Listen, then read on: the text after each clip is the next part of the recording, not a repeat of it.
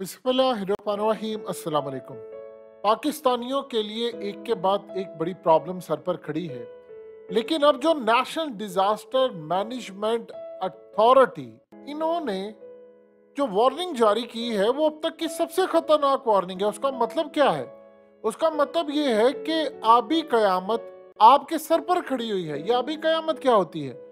देखिए, national disaster management authority ने कहा कि 72% चांसेस है कि पाकिस्तान में सैलाब आने लगा और बदतरीन सैलाब आने लगा है। एक मिनट रुकिए जरा, ये सैलाब तो पिछले साल भी आया था। तो इस साल याद है आपको, उस वक्त हकीकत टीवी ने कहा था कि पाकिस्तान में ये जो ग्लेशियर्स हैं तकरीबन 7263 के करीब, अब ये रिवर्स नहीं होने वाला मामला। अब चीजें बिल्कुल तबाही की तरफ चली गई हैं और यहां से आप बच नहीं पाएंगे। आप ये देखिए कि अब क्यों कहा जा रहा है कि जी ग्लेशियर्स पिघल रहे हैं। ये ग्लेशियर जो पिघल रहे हैं, ये क्या चीज़ है? ग्लेशियर पिघल रहे हैं। पाकिस्तान में सबसे ज़्यादा ग्लेशियर्स हैं इस वक्त जो दुनिया में रह रहे हैं। सबसे ज़्यादा जो ग्लेशियर्स है वो पिघल रहे हैं, और पिघल कर क्या होता है कि वो जब तबाह होते हैं तो सैलाब बनता है। और सैलाब, और याद रखिएगा, पानी अपना रास्ता बनाता है, उसके सामने जितनी मर्जी बड़ी रुकावट आ जाए, आप बिल्डिंग्स बना ले, दीवार बना ले, कुछ कर ले, वो रोंगते हुए निकल जाता है।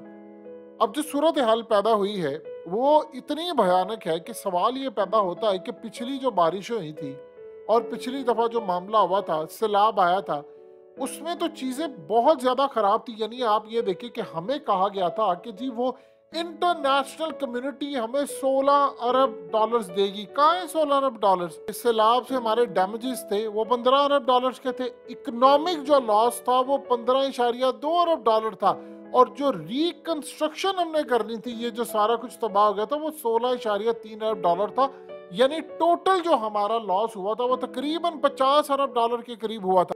और जहां तक बात रह गई है जानों की, तो याद रखिएगा वो जानों का जो मामला है वो तो उससे ज्यादा बढ़कर है। अब बताएं हम कहां पर खड़े हैं। यानी अब इस वक्त वो कह रहे हैं जी 72%, तो हमें तो पहले भी पैसे नहीं मिले। आप जानते हैं कि उससे जो हमें बीमारियां पैदा हुई थी वो तो इतनी ज्यादा बीमारियां थी जिसका हम अंदाजा भी नहीं लगा सकते। अब आप ये देखिए कि हमारा सारे का सारा हेल्थ केयर सिस्टम, उसका जनाजा निकल गया। हमारा जितना लाइव स्टॉक था, बकरियां, भेड़, एग्रीकल्चर, बेड़ा गर्क उसका हो गया। फूड शॉर्टेज हो गई। उसके अलावा हमारे पास आप ये देखें कि जो बीमारियां आई थी वो क्या थी? डायरिया हो गया, पानी से फैलने वाली जो बीमारियां थी वो इतनी होगी, डेंगू फीवर हो गया, मलेरिया हो गया। और ख़ास तौर पर जो हामला ख़वातीन थी उनको तो इतनी ज़्यादा प्रॉब्लम हुई कि उनको जो एक्सेस थी हमारे पास सर्विसेज की वो ही नहीं मिल पाई। और कई तो बेचारी, उनका इंतकाल हो गया, कई को बीमारियां लगी, कई इतनी तबाही का शिकार हुई।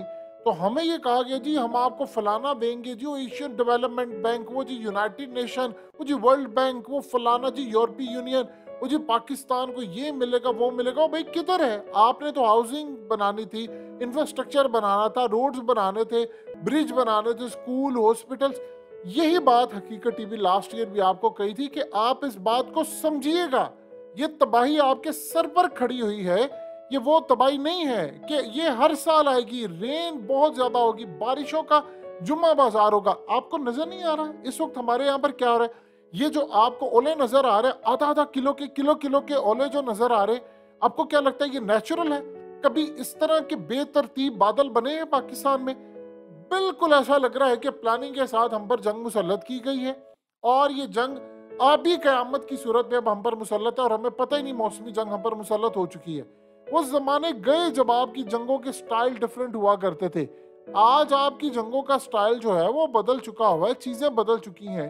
अब इस सारी सूरत हाल के अंदर आप ये देखें कि बारिश होती है, अचानक से बारिश हो जाती है और सैलाब, और जहाँ गर्मी होनी है वहां तेज तरीन बारिश होती है। और बारिशें ऐसी हो रही हैं कि जो चाहिए ही नहीं है, और सारी फसलें तबाह हो रही हैं, कहत पड़ रहा है, फूड क्राइसिस आ रहा है।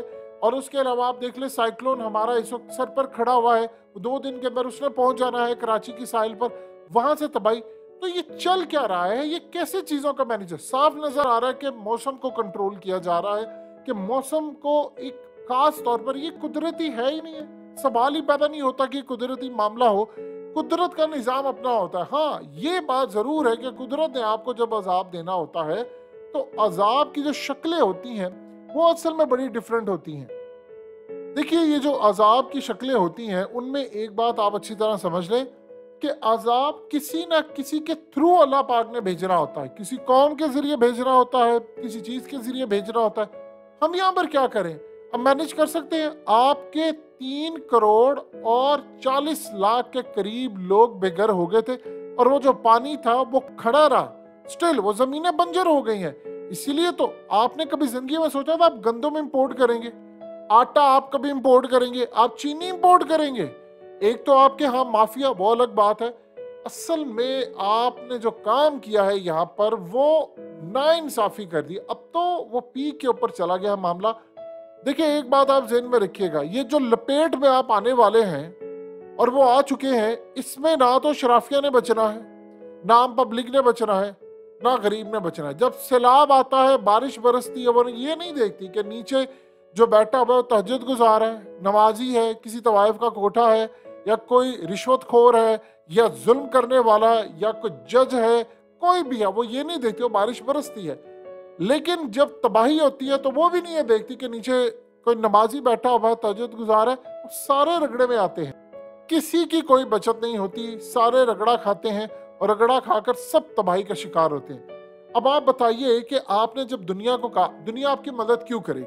देखिए, 2 चीजें समझिए। वो आपको कहते हैं आप सियासी यहाँ पर इस काम लेकर हैं, IMF ने आपको कहा, आप लेकर आ गए हैं, अब दुनिया से मदद मांगेंगे पैसे की। वो कहेंगे भाई हम आपकी मदद क्यों करें? 1% हम दुनिया का ये जो इमिशन है, ये जो फिजा गर्म हो रही है, उसमें सिर्फ पाकिस्तान का 1% किरदार है और 99% तबाही हमारी हो रही है, दुनिया के अंदर तो नहीं हो रही। तो आप उनको कन्विंस करने में नाकाम रहे हैं कि भाई हमें पैसा दो। वो जी देखे ना, वो जो $16 अरब का उन्होंने वादे कर दिए, कितने $16 अरब? हमें $16 अरब दे, हम इनके कर्जे उतार दे। वो कंस्ट्रक्शन कब शुरू होगी? वो कब हुआ? सैलाब के या दूसरा मामला, दुनिया आपको इमदाद भेज देती है, चलो जी मामला खत्म हुआ।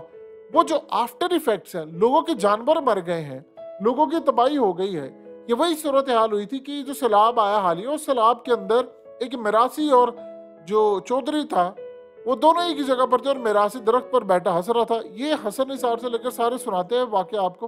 तो वो कहते हैं कि वो हंसी जा रहा था, तो चौधरी ने कहा गालियां देकर उसको कि मेरा सब कुछ बर्बाद हो गया, तू बैठा असर हो सका। चौधरी साहब अज ते गरीब होता मजा आया वे, अज मनु मजा ऐसे को आया वे कि मेरे पास तो गवाने के लिए कुछ नहीं था। तूने तो जालिम लोगों की जमीनें हड़पी हैं, तूने तो लोगों का माल खाया है, जुल्म किया है, तेरा तो एक झटके में सब बर्बाद हो गया। आज चौधरी और मिरासी लेवल एक ही हो गए, तू भी गरीब मैं भी गरीब। तो ये आप इस वक्त के इंतजार कर रहे हैं बैठकर के, सारी सूरत होना शुरू हो गई। आज आप चाहे बिलियनर है पाकिस्तान के अंदर, लेकिन आपकी लाइफ बिल्कुल जीरो है। ट्रैफिक का निज़ाम बुरा, पुलिस का निज़ाम बुरा, तमाम निज़ाम आपके बुरे हैं। तो आप बताइए कि सारी सूरत हाल में जो जुल्म हो रहा है, तबाही हो रही है, बिजनेस है, आपके पास 1 खरब रुपया होगा, आपको कि यार पाकिस्तान में मैंने कारोबार करना, क्या काम करेंगे आप? क्या काम करेंगे आप? गोल्ड लेकर जाए, आपको अपना गोल्ड बेचते हुए रेट नहीं मार्केट में मिलेगा, क्योंकि वो आगे से आपको कहते हैं कि कोई खरीदार नहीं है। तो ये जो इस वक्त मामला चल रहा है, खुदा का वास्ता इसको समझे, वो तबाही आपके सर पर खड़ी है। आप नाच रहे हैं, आप मगन हैं, जुल्म कर रहे हैं, तबाही हो रही है, हमें कुछ नहीं पता, लेकिन ये बात सच है कि तबाही आपके सर पर खड़ी है और ये अभी कयामत आ रही है इस दफा।